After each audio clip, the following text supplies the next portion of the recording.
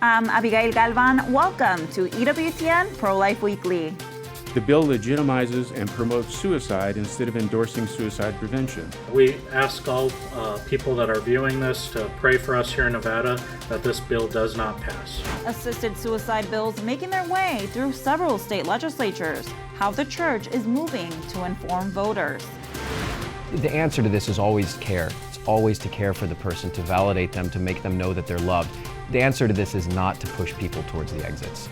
Combating the false narrative of compassion, masked in medical aid and dying legislation. We speak with the leaders of Aging with Dignity. Plus, fasting, prayer, and advocacy, the Lenten campaign to build a culture of life.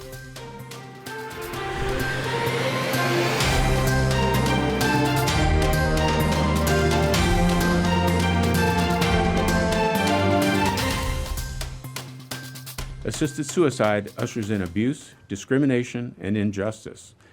Rather than hastening patients' deaths, we should advocate for increased access to mental health, palliative care, and hospice services. The Catholic Conference of Illinois calling out the atrocities of assisted suicide legislation making its way through the state. There are, in fact, two bills, Senate Bill 9 and House Bill 1328, which are identical. They allow a patient with a terminal disease who is expected to die within 6 months to ask for a physician to prescribe medication to end their life. The patient must ask for the deadly medication orally and in written form, and re-request the desire to die within 5 days of the initial request. They must also have the mental capability to make an informed decision. Both the Illinois Senate bill and House bill have been assigned to executive committees for review. Bob Gilligan, the executive director of the Catholic Conference of Illinois, joins us now to talk further about how the church is responding. Bob, it's such a pleasure to have you here with us. Thank you.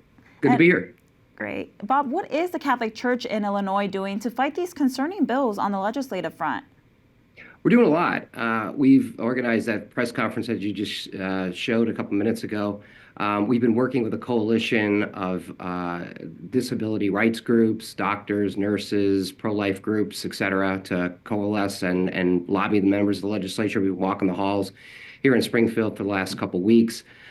Just recently, we've also placed some targeted ads in certain districts to try to gin up more phone calls and more awareness at the issue. And just recently, actually, it was just on Friday, the bishops, there's 6 dioceses in the state of Illinois. Each bishop is going to release a letter, and it's going to go to the pastors, and they're going to urge their pastors to put this letter in bulletins to do 2 things: to make the Catholic laity more aware of this issue, and also ask them to call, write, and talk to their lawmaker, urge them to vote no. Each letter will be a little different, each catered to the individual style of the 6 bishops in Illinois. So those are going out soon. I've seen 3 of them. I think there's 3 more to go. So hopefully those will appear in churches all over Illinois this Sunday and next Sunday.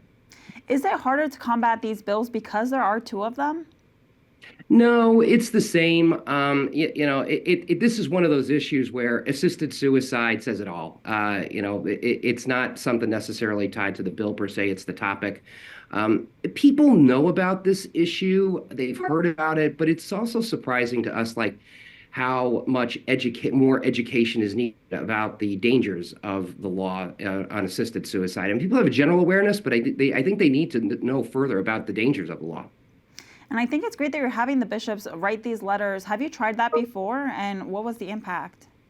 Yeah, we do on selected topics. We don't do it all the time, obviously. You can only do it when something rises to a significant level of importance. But we have. We did it a couple of years ago in Illinois, like many other states. And unfortunately, we're talking about those so-called reproductive health care acts, those kind of things. The bishops did it then. And we have good response. We have a pretty good response. Obviously, every pastor calls the shots in terms of what happens in their parish, but many of them do it. Some will actually talk about it from the pulpit, which is very helpful. We encourage that, but we know that that's not going to happen in every parish. So we have pretty good response. That's great. And can you talk about the resources the church offers that allow people to choose life? Yeah, what we try to do is encourage in this conversation is, we don't want to be put in the position of just saying no, just saying no all the time. And what we try to explain to lawmakers is that there's an option here. The option is, fortunately, and we're blessed to live in this time, in this era in 2025, where we have things such as palliative care and hospice care. And these can be tremendous resources to people that are experiencing pain or suffering, either at the end of life or during any time. It's more of a holistic approach to addressing what truly is happening in a person's life. That is a far better path forward than, here, take these pills to end your life. That's really not what we're trying to present, a better alternative to people through palliative care and hospice care. Well, Bob, thank you so much for the work that you're doing. It's very important and much needed. Yes, thank you very much. And once again, if anybody can go to our website, www.ilcatholic.org, there's a whole packet of material there. It explains the issue. There's a question and answer. There's a letter from the bishops. There's novenas. There's a prayer series that we're recommending. Just about anything on educating yourself if you're interested, and also how to take action. Great. Thank you, Bob. Thank you. Lawmakers introduced a bill to legalize a euthanasia pill in the Nevada state legislature. Assembly Bill 346 would allow a terminally ill patient to request to end their life. The patient must be at least 18 years old, be diagnosed with a terminal condition by at least 2 practitioners, be mentally capable of making such a decision, and their decision must be voluntary. The Catholic Church is working to inform Catholic voters.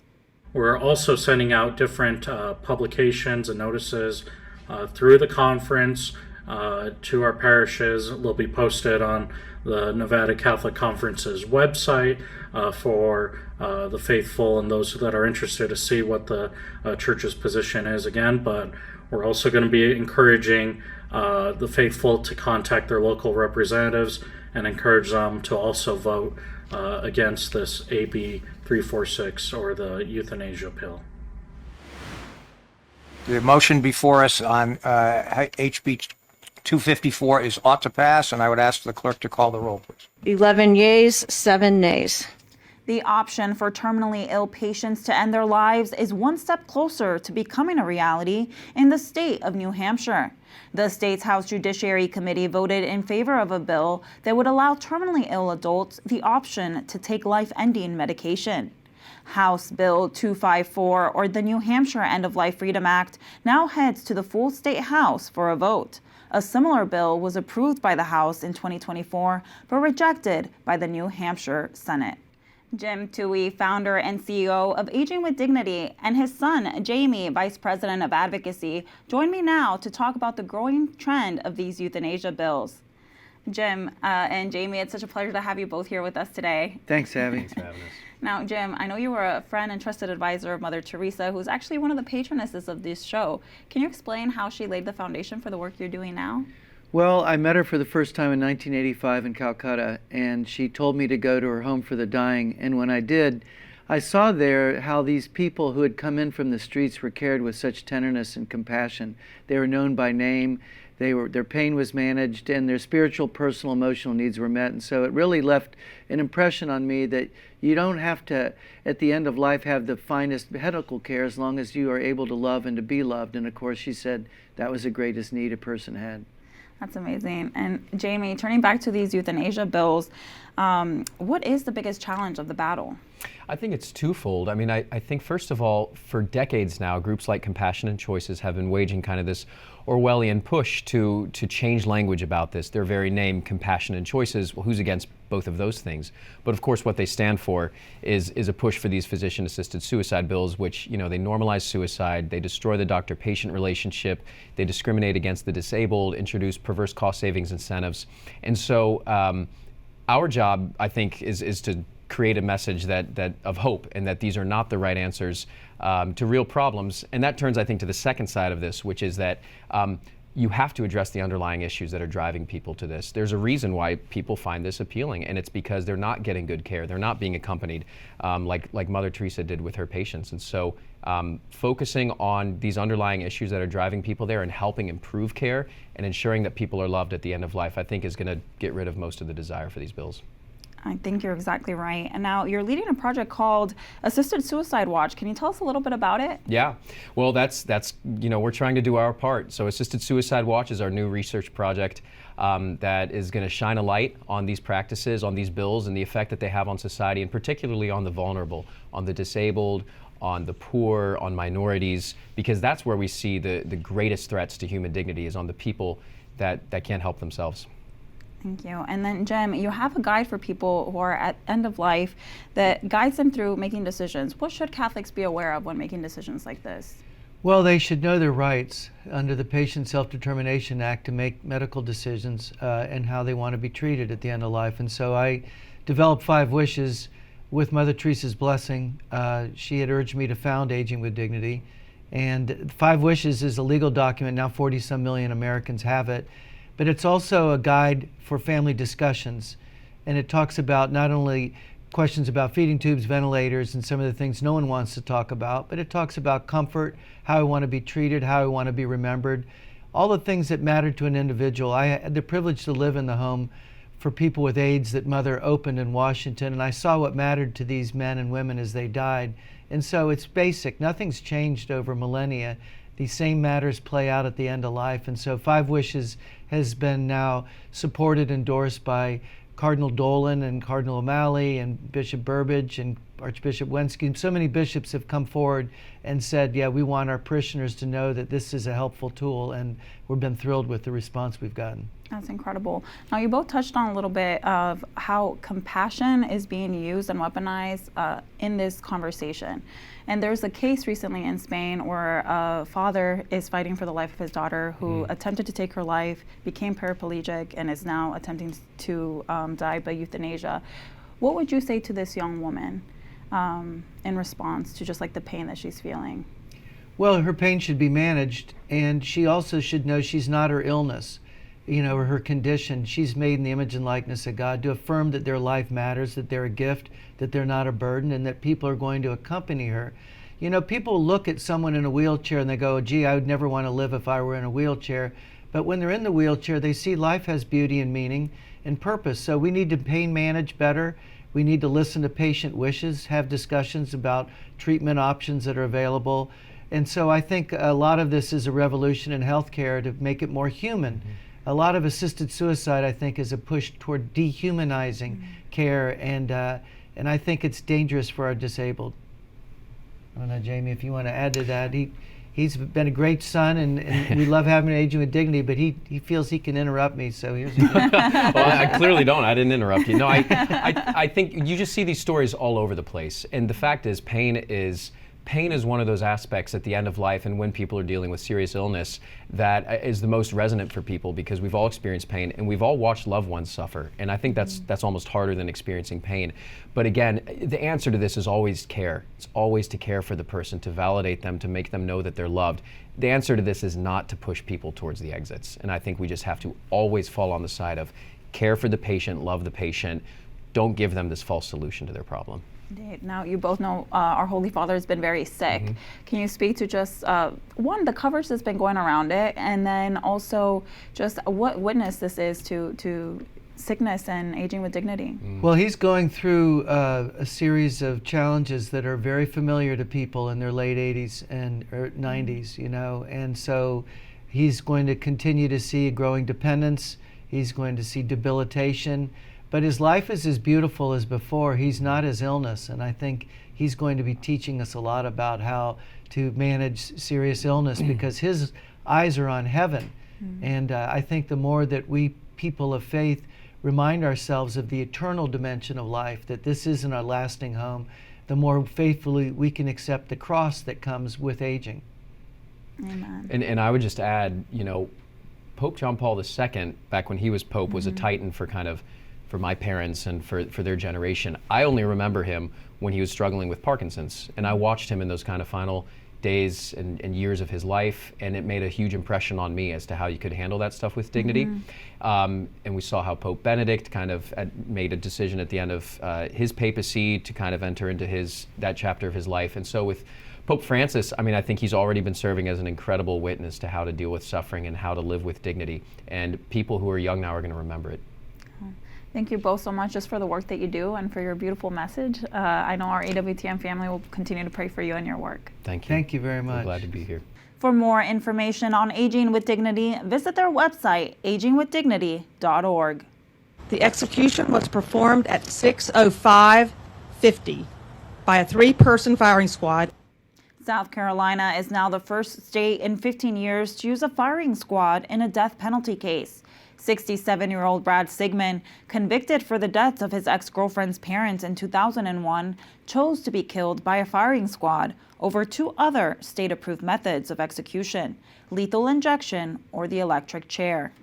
Sigmund's attorneys filed a petition for executive clemency or mercy from the governor of South Carolina, asking to reduce his death sentence to life in prison without parole. Governor Henry McMaster declined Sigmund's bid, as did the U.S. Supreme Court. A South Carolina Department of Corrections official read Sigmund's last statement at a press briefing moments after he was executed. I want my closing statement to be one of love and a calling to my fellow Christians to help us end the death penalty. According to one of Sigmund's attorneys, the 67-year-old was the oldest person to be executed in South Carolina. 4 other states allow the use of firing squads, including Idaho, Mississippi, Oklahoma, and Utah. President Trump's nominee for the Food and Drug Administration, Commissioner, fielded questions about the abortion pill during a confirmation hearing late last week. Dr. Martin Adel Makari is a British-American surgeon. Born in the United Kingdom, he practices surgical oncology and gastrointestinal laparoscopic surgery at the Johns Hopkins Hospital School of Medicine. Dr. Makari told lawmakers at the hearing that he would review the safety of mifepristone and current policy which expanded access to the deadly pills by allowing people to receive them without an in-person medical appointment.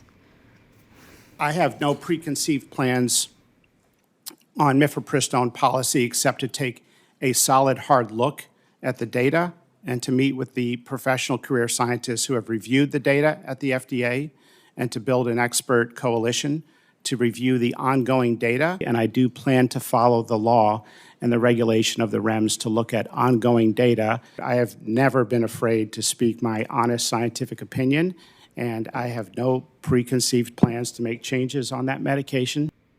The abortion pill mifepristone is used in more than half of the abortions committed in the U.S. The nominee for the National Institute of Health testified not to use aborted fetal tissue for research during his confirmation hearing last week. Will you prohibit the use of aborted fetal tissue in NIH research, NIH-funded research? Senator, I'll absolutely follow the lead of Secretary Kennedy and President Trump on this. In public health, we need to make sure the products of the science are ethically acceptable to everybody. And so having alternatives that are not ethically conflicted to fetal stem cell lines is not just an ethical issue, but it's a public health issue. Dr. Jay Bhattacharya is a physician and health economist at Stanford University, awaiting confirmation for his nomination. This month, marking the 5th anniversary since the COVID shutdown began, Bhattacharya faced much criticism for his opinion on the use of fetal tissue in vaccine research during the pandemic. The Catholic Church teaches that the use of stem cell research violates the dignity of the human person. The United States Conference of Catholic Bishops website states the Church favors ethically acceptable stem cell research. It opposes destroying some human lives now on the pretext that this may possibly help other lives in the future. We must respect life at all times, especially when our goal is to save lives. The state of Missouri is working on a 100% tax credit if you donate to crisis pregnancy centers. Current law allows taxpayers to claim a tax credit for up to 70% of contributions made to pregnancy resource centers. Under SB 681, taxpayers can claim up to 100%, maxing out at $50,000 in tax credits on or after January 1st of 2026. Missouri once had some of the nation's strongest protections for life. In November, voters voted in favor of legalizing abortion up to viability, which is around 23 weeks. Coming up, dedicating your Lent to the pro-life cause. We speak to the president of 40 Days for Life about a massive worldwide campaign to pray for the unborn. Stay with us.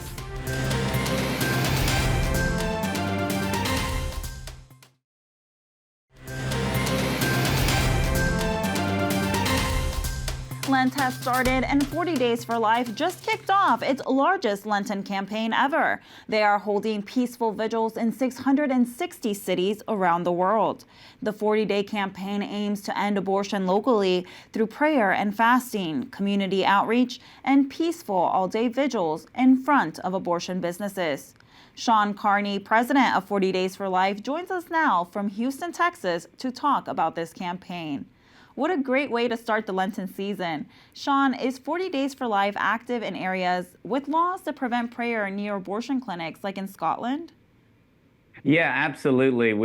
England and Scotland, and even New York, we have a free speech legal case that we have won the first provision on in New York, where they're trying to ban 40 Days for Life. But the beautiful thing, and you mentioned Lent, this has just not been a deterrent. 40 Days for Life is very joyful. It's very approachable. It's one of the reasons we've been blessed to save 25,386 babies. We've helped 268 abortion workers who have had a conversion because it is built on love. It's built on prayer. It's built on fasting. And the demand for 40 Days for Life in post-Roe America is at an all-time high, which is why we have this record-sized Lent campaign. And can you share how many cities in the United States are participating? There's over about 306 in the U.S. that are participating in 40 Days for Life. And it's just beautiful because the growth of 40 Days for Life is in places where abortion is not just tolerated or it's legal in post-Roe America, but where it's celebrated. Our largest state is California by far, New York, Illinois. The bigger the abortion presence, the more presence 40 Days for Life has. I know there have been some on the political front that have felt kind of lost or confused in post-Roe America. That has not been the case for I know the grassroots, for 40 Days for Life, for the pregnancy resource centers. We are busier than ever. We had a great post-Roe plan. And although we've lost locations for the best reason, which is the abortion facility, went out of business after Roe fell, we have still gained so many cities, so many people who said they would never pray on the sidewalks before have now jumped in and are doing so. We have record participation, record demand, and it's absolutely beautiful to see because that results in more babies saved and more abortion facilities going out of business. That's amazing to see, Sean. Thank you so much for the work that you're doing. Thank you. That does it for this edition of EWTN Pro-Life Weekly. Be sure to like and follow us on our social media channels. You can find us at EWTN Pro-Life on X, Facebook, and Instagram. And sign up for our newsletter, The Pro-Life Pulse, EWTN.com/pro-life. Remember, life is a gift. Your life is a gift. God bless.